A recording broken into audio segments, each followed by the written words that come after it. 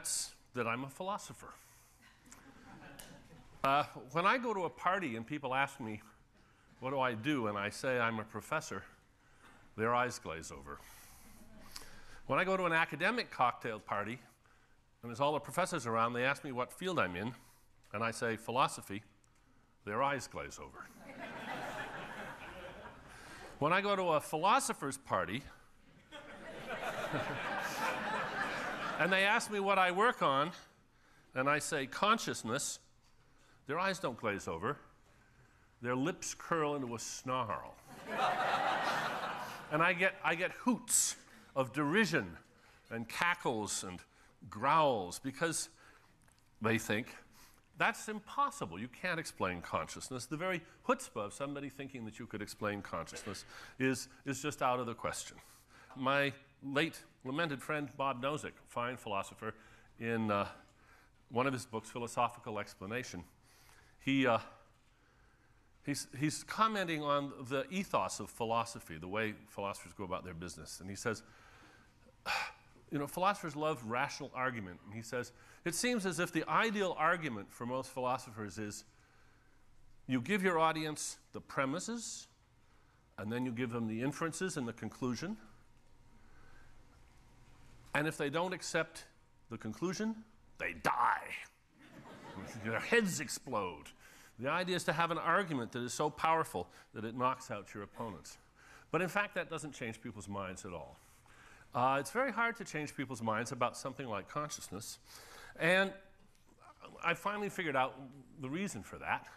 The reason for that is that everybody's an expert on consciousness.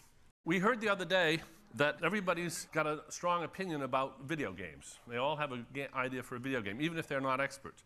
But they don't consider themselves experts in video games. They've just got strong opinions. I'm sure that people here who work on, say, climate change and global warming, or on the future of the internet, they encounter people who have very strong opinions about what's going to happen next. But they probably don't think of these opinions as expertise. They're just strongly held opinions. But with regard to consciousness, people seem to think, each of us seems to think, I am an expert. Simply by being conscious, I know all about this. And so you tell them your theory, and they say, no, that's not the way consciousness is. No, you got it all wrong. And they say this with an amazing confidence. And so what I'm going to try to do today is to shake your confidence, because I know the feeling. I can feel it myself. I want to shake your confidence that you know your own innermost minds, that you are yourselves authoritative about your own consciousness. That's the order of the day here. Now, this nice picture shows a thought balloon or thought bubble, which is, I think everybody understands what that means. That's supposed to exhibit the stream of consciousness. This is my favorite picture of consciousness that's ever been done. It's a Saul Steinberg, of course. It was a New Yorker cover. And this fellow here is looking at the Braque painting. It's by Braque. That reminds him of the word Baroque, Barrack, Bark, Poodle, Suzanne R. He's off to the races. There's a wonderful stream of consciousness here. And if you follow it along, you learn a lot about this man. What I particularly like about this picture, too, is that Steinberg has rendered the guy in this sort of pointilliste style, which reminds us, as Rod Brooks was saying yesterday, what we are, what each of us is, what you are, what I am, is approximately 100 trillion little cellular robots. That's what we're made of. No other ingredients at all. We're just made of cells, about 100 trillion of them. Not a single one of those cells is conscious. Not a single one of those cells knows who you are or cares. Somehow, we have to explain how, when you put together teams, armies, battalions of hundreds of millions of little robotic, unconscious cells, not so different really from a bacterium, each one of them, the result is this. I mean, just look at it. The content, there's color, there's ideas, there's memories, there's history. And somehow all that content of consciousness is accomplished by the busy activity of those hordes of neurons. How is that possible? Many people just think it isn't possible at all. They think, no, there can't be any sort of naturalistic explanation of consciousness. This is a lovely book by a friend of mine named Lee Siegel. He's a professor of religion, actually, at the University of Hawaii, and he's an expert magician and an expert on the street magic of India, which is what this book is about, Net of Magic. And there's a passage in it which I would love to share with you. It speaks so eloquently to the problem. I'm writing a book on magic, I explain, and I'm asked, real magic? By real magic, people mean miracles, thaumaturgical acts, and supernatural powers. No, I answer, conjuring tricks, not real magic. Real magic, in other words, refers to the magic that's not real, while the magic that's real, that can actually be done, is not real magic. Now, that's the way a lot of people feel about consciousness. Real consciousness is not a bag of tricks. If you can explain this as a bag of tricks, then it's not real consciousness, whatever it is. And since, as Marvin said, and as other people have said, consciousness is a bag of tricks, this means that a lot of people are just left completely dissatisfied and incredulous when I attempt to explain consciousness. So this is the problem, and so I have to sort of I have to do a little bit of the sort of work that a lot of you won't like, for the same reason that you don't like to see a magic trick explained to you. How many of you here, if somebody, some smart aleck, starts telling you how a particular magic trick is done, you sort of want to block your ears. You say, no, I don't want to know. Don't take the thrill of it away. I'd rather be mystified. Don't tell me the answer. A lot of people feel that way about consciousness, I've discovered. And I'm sorry if I impose some clarity, some understanding on you. You better leave now if you don't want to know some of these tricks. But I'm not going to explain it all to you. I'm going to do what philosophers do. Here's how a philosopher explains the sawing the lady in half trick. You know the sawing the lady in half trick? The philosopher says, I'm going to explain to you how that's done. You see, the magician doesn't really saw the lady in half. He merely makes you think that he does. And you say, yeah, and how does he do that? He says, oh, that's not my department, I'm sorry.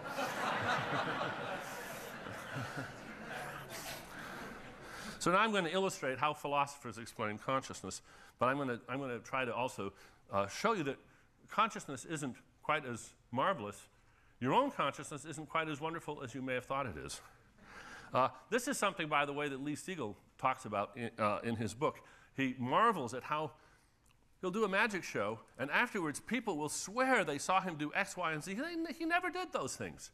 He didn't even try to do those things. People's memories inflate what they think they saw, and the same is true of consciousness. Now let's see if this will work. All right, let's just watch this. Watch it carefully.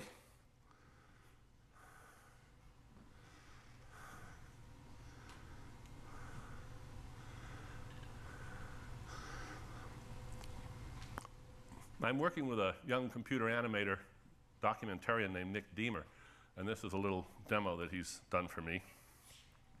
Part of a larger project some of you may be interested in. We're looking for a backer.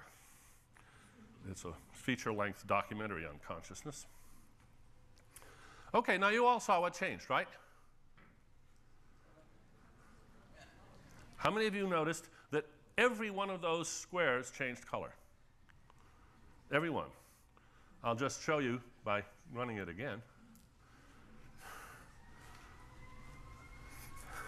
Even when you know that they're all going to change color, it's very hard to notice.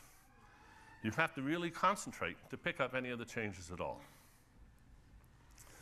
Now, this is an example, one of many, of a phenomenon that's now being studied quite a bit. It's one that I predicted in the last page or two of my book, 1991 book, Consciousness Explained, where I said if you did experiments of this sort, you'd find that people were unable to pick up really large changes. I'll show you, if there's time at the end, I'll show you a much more dramatic case.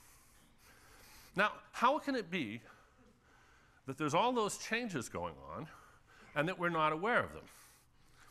Well, earlier today, Jeff Hawkins mentioned the way your eye saccades, the way your eye moves around 3 or 4 times a second. He didn't mention the speed. Your eye is constantly in motion, moving around, looking at eyes, nose, elbows, looking at interesting things in the world. And where your eye isn't looking, you're remarkably impoverished in your vision. That's because the foveal part of your eye, which is the high resolution part, is only about the size of your thumbnail held at arm's length. That's the detailed part. All the rest of your vision, it doesn't seem that way, does it? It doesn't seem that way, but that's the way it is. You're getting in a lot less information than you think. Here's a completely different effect. This is a painting by Bellotto. It's in a museum in North Carolina. Bellotto was a student of Canaletto's. And I love paintings like that. The painting is actually about as big as it is right here. And I love Canaletto's because Canaletto has this fantastic detail, and you can get right up, and really just get right up and see all the details on the painting. And I started across the hall in North Carolina because I thought it was probably a Canaletto and would have all that detail. And I noticed that the bridge there's a lot of people. You can just barely see them walking across the bridge. And I thought as I got closer, I would be able to see all the detail on those people, and see their clothes and so forth. And as I got closer and closer, I actually screamed. I yelled out because when I got close, I found the detail wasn't there at all. It was just little artfully placed blobs of paint. And as I walked towards the picture, I was expecting detail that wasn't there. The artist had very cleverly suggested people and clothes and wagons and all sorts of things, and my brain had taken the suggestion. You're familiar with a more recent technology, which is there. You can get a better view of the blobs. See, they're really, when you get close, they're really just blobs of paint. And you will have seen something like this. So this is the reverse effect.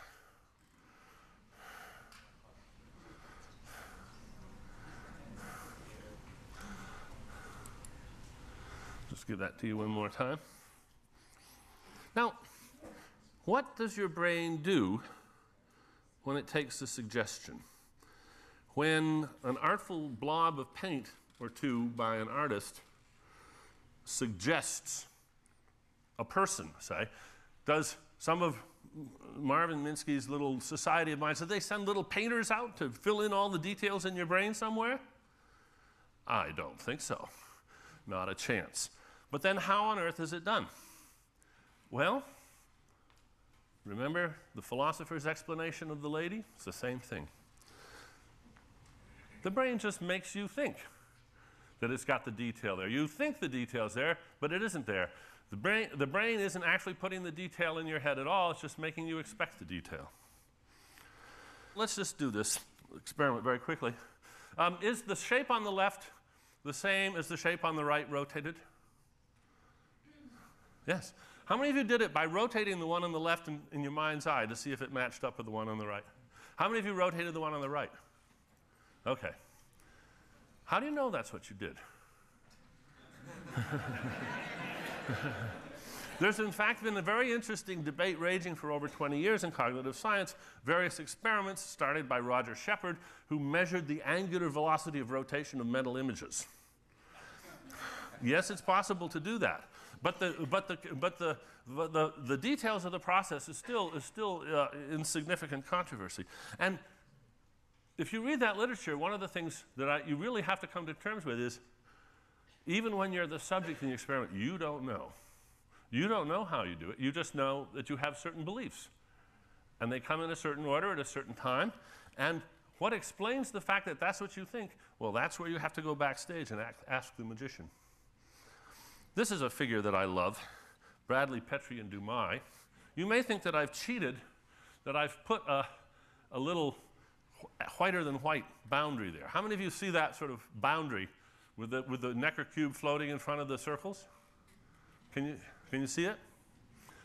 Well, in effect, the boundary is really there in a certain sense. Your brain is actually computing that boundary, the boundary that goes right there, the boundary that's going right there. But now, notice there's two ways of seeing the cube, right? It's a Necker cube. Everybody can see the two ways of seeing the cube? Okay? Can you see the 4 ways of seeing the cube? Because there's another way of seeing it. If you're seeing it as a cube floating in front of some circles, some black circles, there's another way of seeing it as a cube on a black background is seen through a piece of Swiss cheese. Can you get it? How many of you can't get it? That'll help. Now you can get it. These are 2 very different phenomena. When you see it, the cube one way, behind the screen, those boundaries go away. But there's still a sort of filling in, as we can tell if we look at this. We don't have any trouble seeing the cube, but where does the color change? Does your brain have to send little painters in there, and the purple painters and the green painters fight over who's going to paint that bit behind the curtain? No, your brain just lets it go. The brain doesn't need to fill that in. Aha. When I first started talking about the Bradley-Petrie-Dumais example that you just saw, I'll go back to it, this one, I said that there was no filling in behind there, and I suppose that that was just a flat truth, always true. But Rob Van Leer has recently shown that it isn't. Now, if you think you see some pale yellow, I'll run this a few more times. Look in the gray areas, look in these gray areas, and see if you seem to see something sort of shadowy moving in there. Yeah. Yeah, it's amazing. There's nothing there, and there's no trick of that.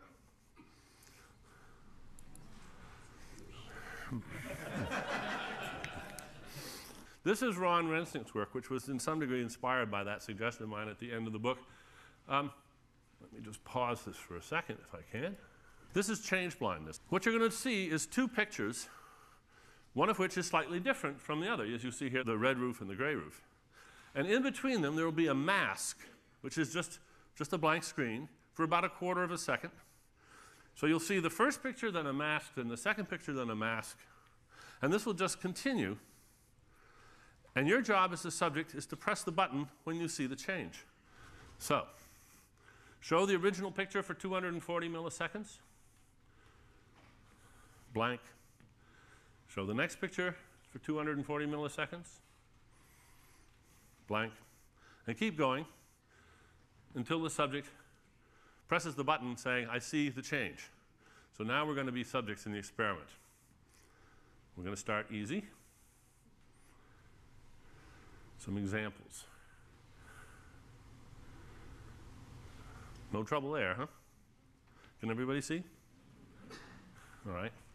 And indeed, Rensink's subjects took only a little bit more than a second to press the button.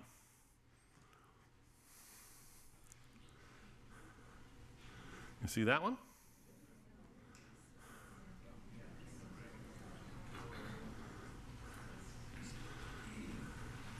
.9 seconds.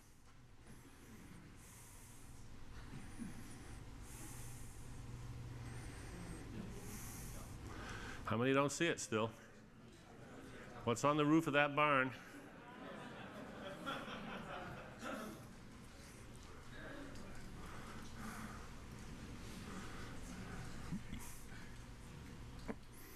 That's easy.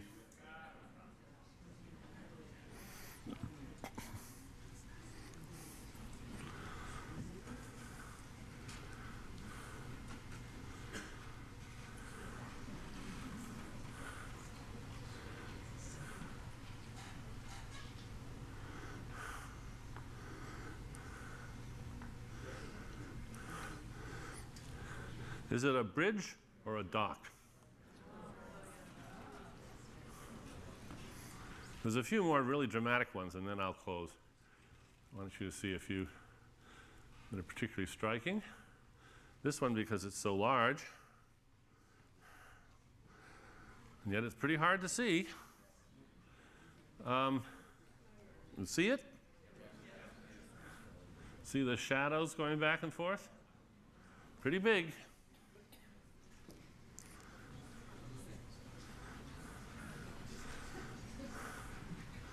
So 15.5 seconds is the median time for subjects in his experiment there. I love this one. I'll end with this one. Just because it's such an obvious and important thing. How many still don't see it? How many still don't see it? How many engines on the wing of that Boeing? Right in the middle of the picture. Okay. Thanks very much for your attention. What I wanted to show you is that scientists, using their from the outside third-person methods, can tell you things about your own consciousness that you would never dream of. And that, in fact, you are not the authority on your own consciousness that you think you are. And we're really making a lot of progress on coming up with a theory of mind. Jeff Hawkins this morning was describing his attempt to get theory, and a good big theory, into the neuroscience. And he's right, this is a problem. Harvard Medical School, once I was at a talk, the director of the lab said, in our lab, we have a saying. If you work on one neuron, that's neuroscience. If you work on 2 neurons, that's psychology. We have to have more theory, and it can come as much from the top down. Thank you very much.